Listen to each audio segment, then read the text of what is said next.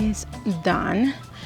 This is my first year growing craspedia, so I'm not really sure how well it's going to do.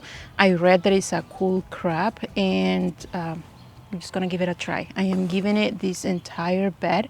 I am going really close together, about, I don't know, maybe 6-7 inches, and I am not going to water it. The compost that I have here, by the way, I got a bunch of bulk compost that my kids spread throughout the beds.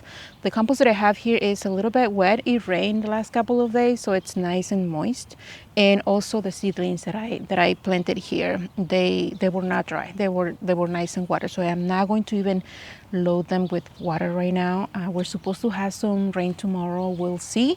If we don't get any rain the next couple of days, I'll definitely come here tomorrow night and just give it a little bit. I still have to install or turn on my hoses outside because I haven't quite done that on the back of the house, on the backyard. But this is pretty much how it's going with craspedia. I am really excited because I really love the blooms. From the pictures that I have seen from people that grow this for bouquets, I think that it's a really cool flower, unique, and you don't see it a lot around here in bouquets. So I'm giving it a try.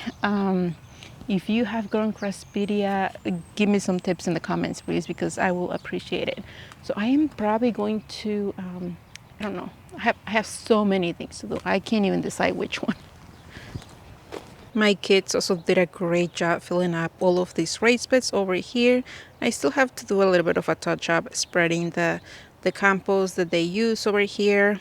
I asked them to leave one of them empty because I do see some seedlings coming up, and I don't know if it's feverfew or straw flowers or even status. I'm not really sure, but I want to see how they do and what they do. And I am not going to just cover them with 4 inches of compost right now, but I am going to be planting my straw flowers in that second bed right there, and I think I might even just use half of the rest of that bed and an entire bed for snapdragons. I have plenty of snapdragons. I am a little bit worried that I overdid it with that, and I even took pinches, or I even took cuttings from the pinching part. So we'll see.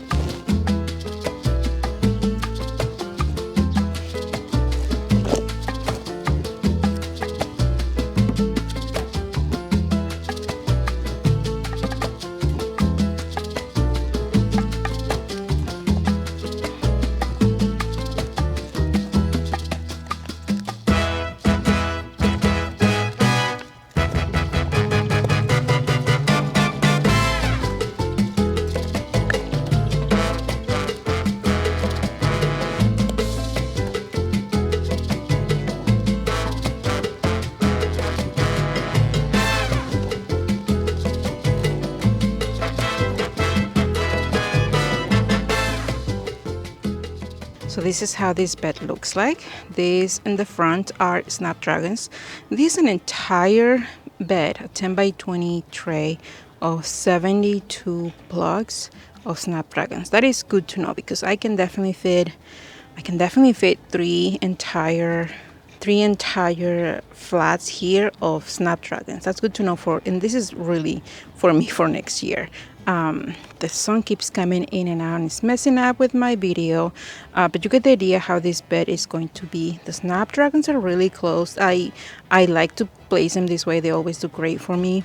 The straw flowers on the back, those are the ones that take a little bit more space. I only did 3 per row and they're about, I don't know, maybe 7 inches apart, but they're looking amazing. I am going to set up my new hose reel because I do need to water these guys, and the flats were a little bit on the dry side, and I definitely need to give them water.